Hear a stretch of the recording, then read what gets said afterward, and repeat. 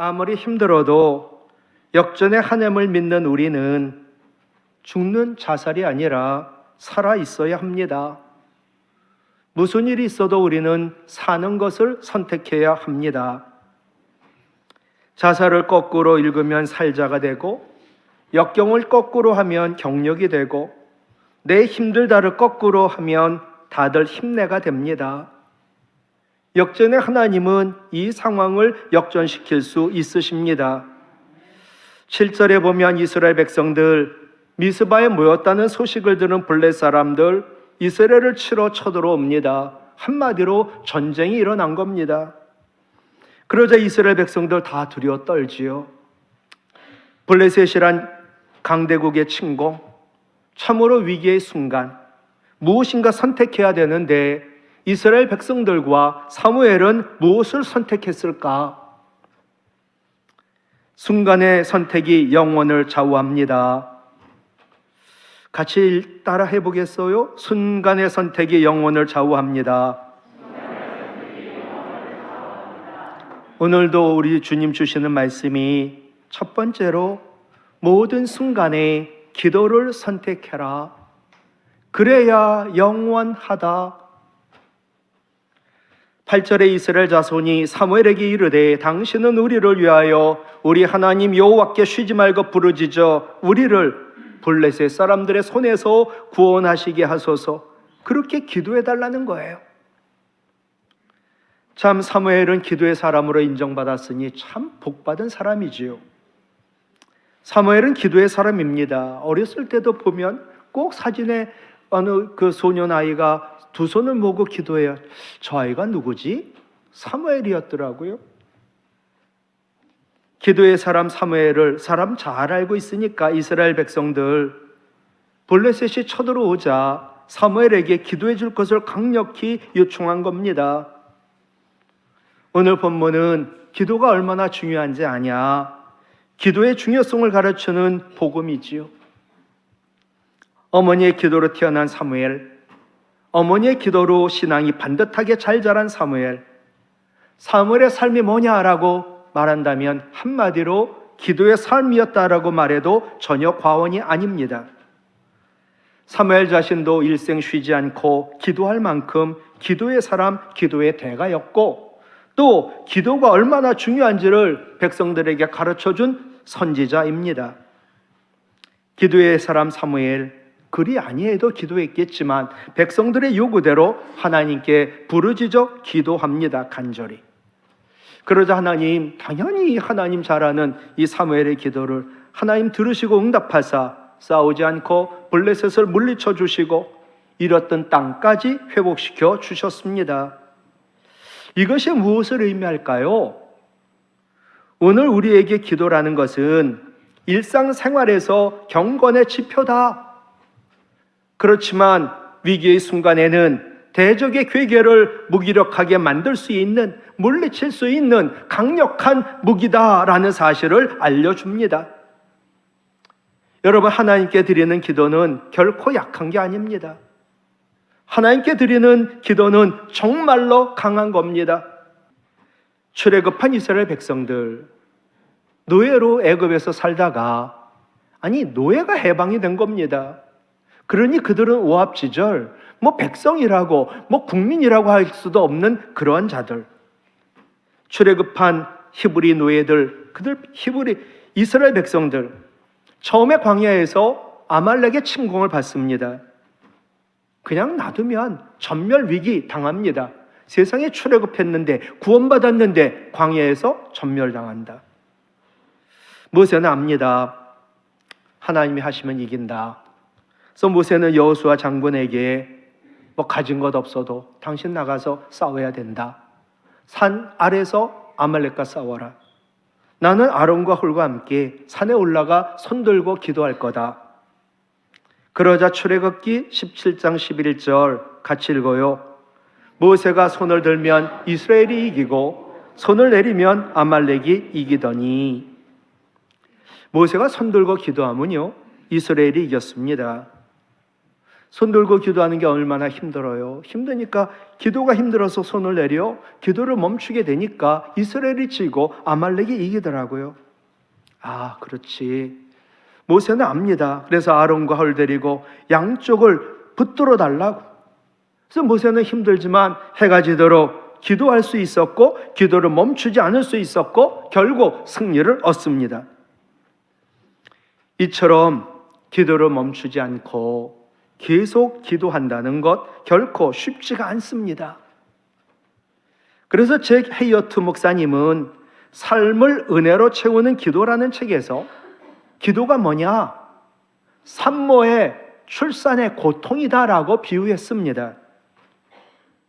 남자들은 모르죠. 저도 모릅니다. 산모들, 엄마들 출산의 고통 얼마나 극심한지. 그런데도 해산의 고통을 이기는 것, 출산의 생명을 잉태하여서 낳는 기쁨이지요.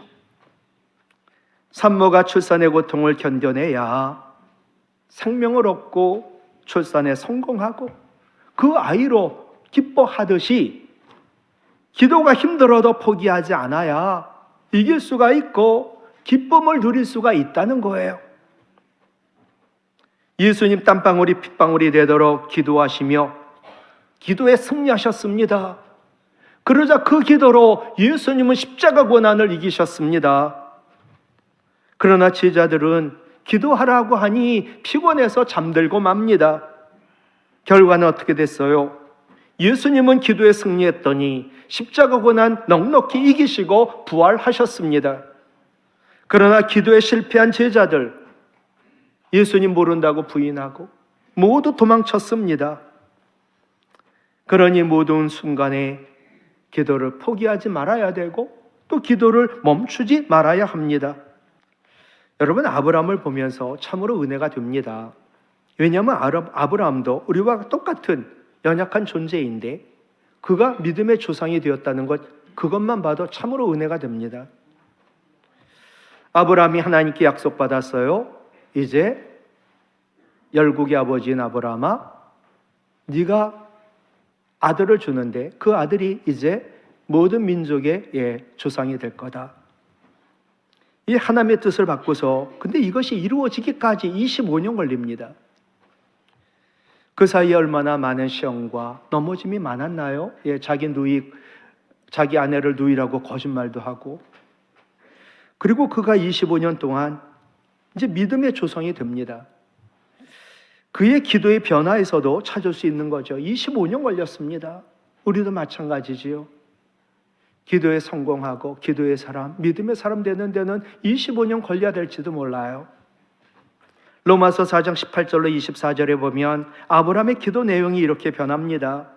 하나님, 아들 주세요가 아니라 제가 믿음 약해지지 않도록, 하나님 믿음 없어 하나님의 약속의 말씀을 의심하지 않도록, 하나님 제가 믿음이 견고해져 결국 하나님께 영광을 돌리도록, 제가 약속하신 하나님 말씀, 하나님 능히 이루실 수 있다는 믿음을 갖도록, 무엇보다 내가 드리는 이 기도가 하나님으로부터 의로 여겨지도록, 얼마나 고차원의 기도예요.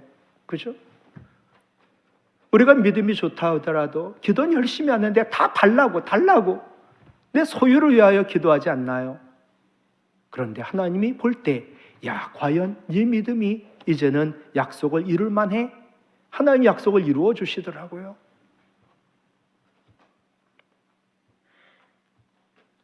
여러분, 위기 때, 아니 모든 순간에도 선택이 가장 중요한 줄로 믿습니다. 지금 위기예요. 어려워요. 우리 막말해서는 절대로 안 됩니다. 민수기 14장 28절, 여호와의 말씀에 내 삶을 두고 하나님 목숨 걸고 맹세한다는 거예요. 같이 읽어요. 너희 말이 내 귀에 들린 대로 내가 너희에게 향하리니. 아멘. 힘들고 위기, 그때 여러분 기도하면 기도의 말이 하나님 들으실 것이고, 원망 불평하고 힘들어 죽겠다고 하면 하나님 다 들으시는 거예요. 하나님 계시냐고, 도대체 기도는 들으시냐고. 저는 선택이 중요한 이유는 내가 선택하는 그 선택에는 내가 믿고 의지하고 내가 가장 소중히 여기는 본질이 드러나기 때문이에요. 다시 내가 선택을 했어요. 오늘도 예배를 선택했다고요. 오늘도 위기 가운데 기도를 선택했다고요. 그것은 내가 믿고 의지하는 분이 누군지, 내가 가장 소중히 여기는 것이 재물인지 하나님인지 드러나기 때문에 선택이 중요하고 또 그 선택이 영혼을 좌우한단 말이에요. 모든 순간의 기도를 선택하시기 바라요. 하나님 너무나 기쁘시겠죠. 우리 하나님 우리를 도우시고 우리를 승리케 하실 줄로 믿습니다. 성령의 기름 부음으로 기도를 쉬지 말고 하시되 기도의 내용이 정말 믿음의 기도로 변하길 원합니다. 위기 가운데 있어도 살려달라. 물론 당연히 필요하지만 믿음 약해지지 않도록, 믿음 없어 하나님 말씀, 하나님 약속 의심하지 않도록, 정말 위기 가운데도 믿음이 견고해져 하나님께 영광을 돌리도록 우리 기도 들으시고 응답하여 달라고. 두 번째로 모든 순간에 예배를 선택하라. 그래야 영원하다. 사무엘이 하나님으로부터 기도 응답을 받을 것을 생각할 때 받았어요. 그죠? 너무나 엄청나게 받았어요. 우리가 꼭 알아야 될 것, 기억해야 될 게 뭔가? 그것은 사무엘이 하나님께 부르짖어 기도하기 전 먼저 그가 하나님께 온전한 제사 예배를 드렸다는 거예요. 9절 말씀 볼까요? 8절에서 사무엘, 당신 기도 능력 있잖아. 하나님 잘 아는 당신이 기도하면 하나님 들으실 거야. 그러고서는 이제 기도 요청을 받았고 그렇지 않아도 기도했을 겁니다. 9절 보세요. 사무엘이 젖 먹는 어린 양 하나를 가져다가, 같이 읽을까요? 온전한 번제 예배를 하나님께 드리고 이스라엘을 위하여 여호와께 부르짖어 기도했더니 하나님 응답하셨다. 아멘. 예. 여러분, 지금 정황이 이스라엘이 블레셋으로부터 침공을 받고 전쟁이 일어난 위급한 상황입니다. 예배가 어디 있어요? 빨리 기도하든가 도망가야지. 허구리의 생각은 이렇지 않은가요? 내가 지금 평안하니까 뭐 예배 선택하자, 기도 선택하자 그러지, 만약에 지금 전쟁 났다는 거예요, 아마 예배 드리는 도중에 다들 뿔뿔이 나가고 그럴지 모를 것 같아요. 저는 어떨까?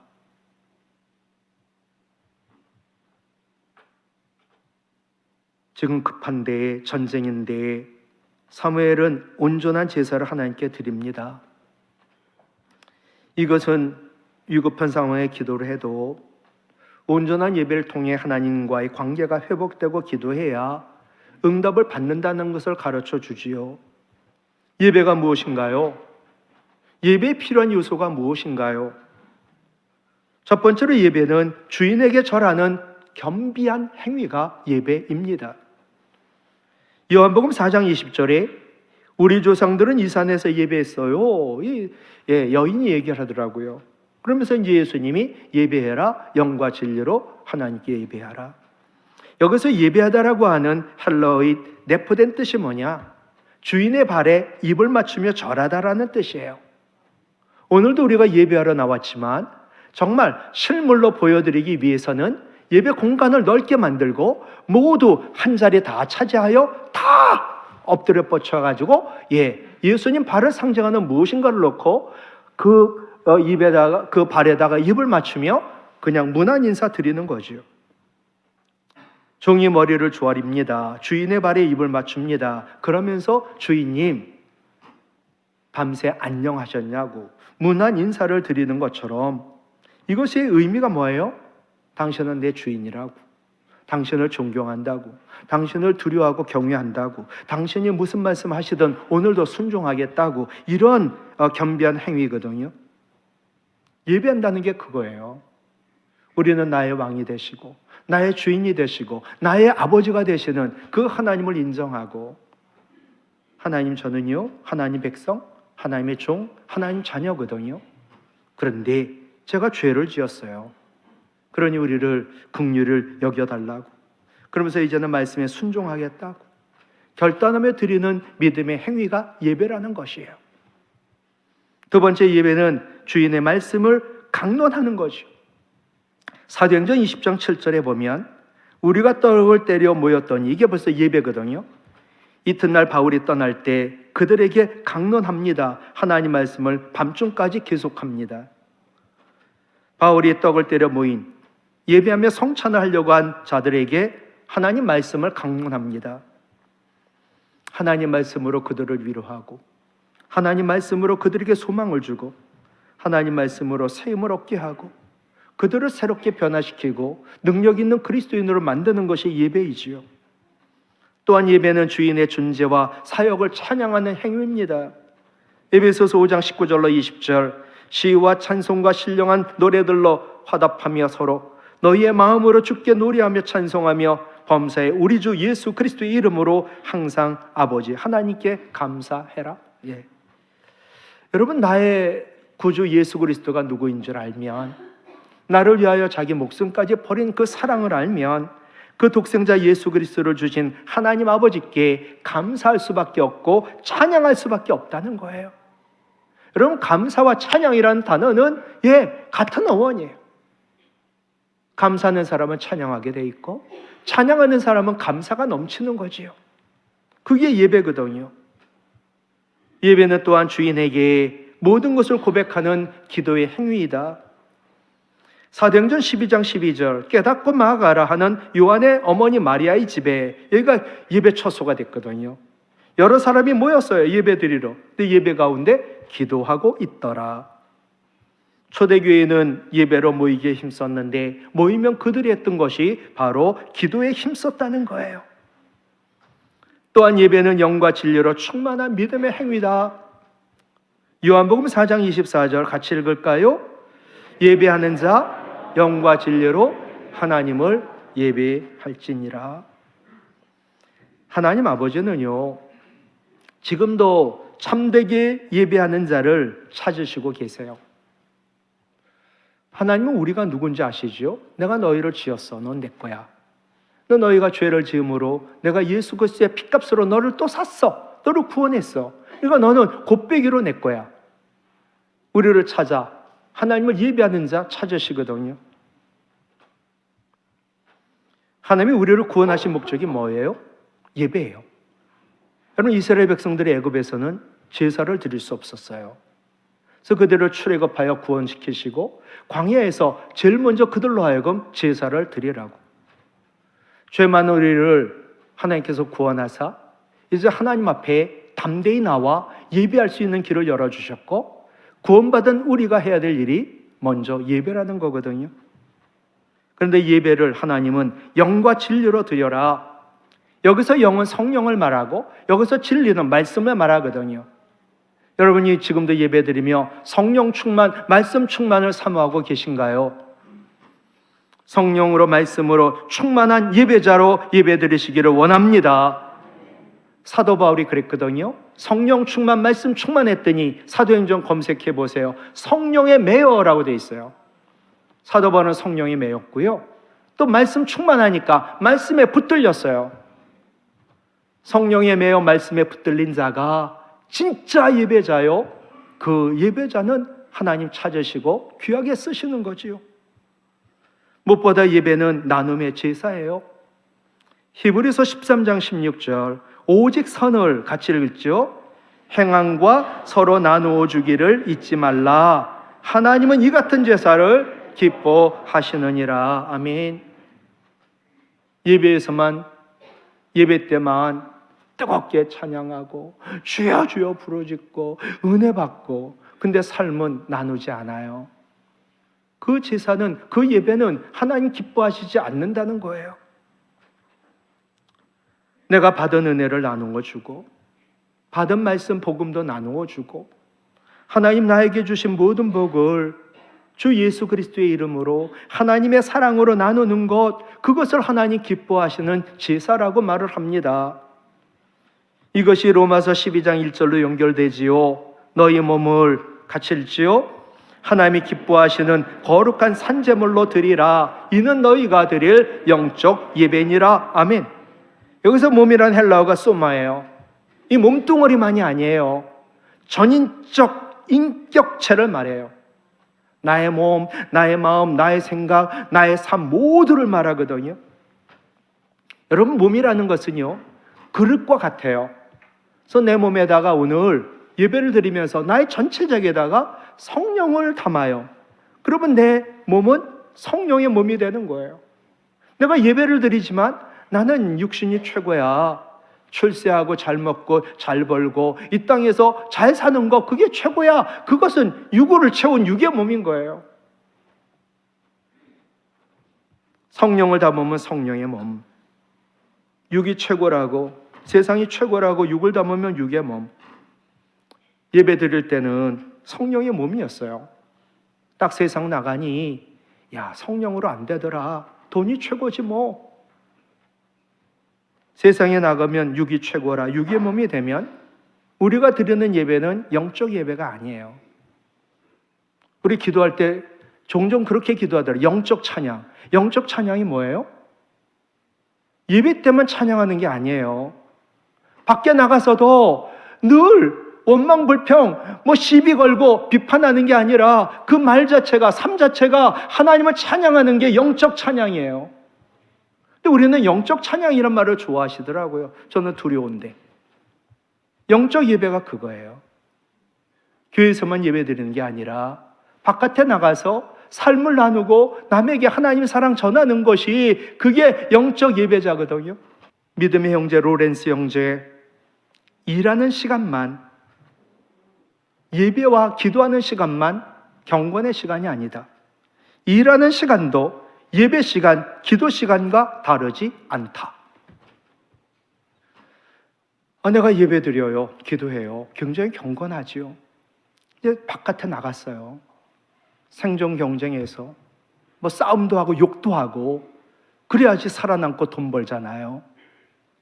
그러니까 거기는 하나님이 안 계신 거예요, 내 사업장에는. 근데 이분은 신앙이 뭔지 아냐? 일하는 시간, 예배 시간, 기도 시간 같은 거야. 그러니까 일해도 예배 드리듯, 일해도 기도하듯 해야 돼. 그게 믿음의 사람이 다른 거야. 교부 크리소스톰, 눈으로 악한 것을 보지 않을 때 그것이 제사가 되고, 혀가 더러운 말을 하지 않을 때 그것이 제물이 되고, 손이 불법을 행하지 않을 때 그것이 온전한 번제가 된다. 그러나 이것으로 좋게 해서는 안 된다. 우리 몸 전인격체적으로 하나님 사랑을 나누어 줘야 되고, 손으로는 남을 구제하고 입으로는 남을 비판하거나 따지고 정죄하는 게 아니라 축복하는 거, 그것이 온전한 예배다. 그게 신앙인의 삶이다. 말씀을 마칠게요. 여러분, 위기의 순간에 선택이 중요해요. 아니, 매 순간마다 선택이 중요해요. 다시 말씀드리지만 선택이 중요한 것은 우리가 믿고 의지하고 가장 소중히 여기는 그 본질이 드러나기 때문이에요. 난 하나님이 제일이라고 말로만, 하나님 최고거든요. 그러니까 나는 어려워도 예배를 선택해야죠. 아무리 힘들어도 기도로 선택해야죠. 그게 믿음이라고 분명히 믿습니다. 히브리서 11장 6절 외웠으면 합니다. 시작. 믿음이 없이는 하나님을 기쁘시게 하지 못하나니 하나님께 나아가는 자는 반드시 그가 하나님이 계신 것과 그가 하나님이 자기를 찾는 자들에게 상 주시는 이심을 믿어야 할지니라. 아멘. 오늘도 힘들고 어려웠지만 하나님은 선택했잖아요. 하나님 계심을 믿고 하나님께 나와 예배드림을 선택하고 예배드리며 하나님을 찾고 예배드리고 기도하는 자 반드시 은혜 주시고 상 주심을 믿으시기 바랍니다. 그것이 기도의 응답하심으로 승리하게 하심을 믿으시기를 바랍니다.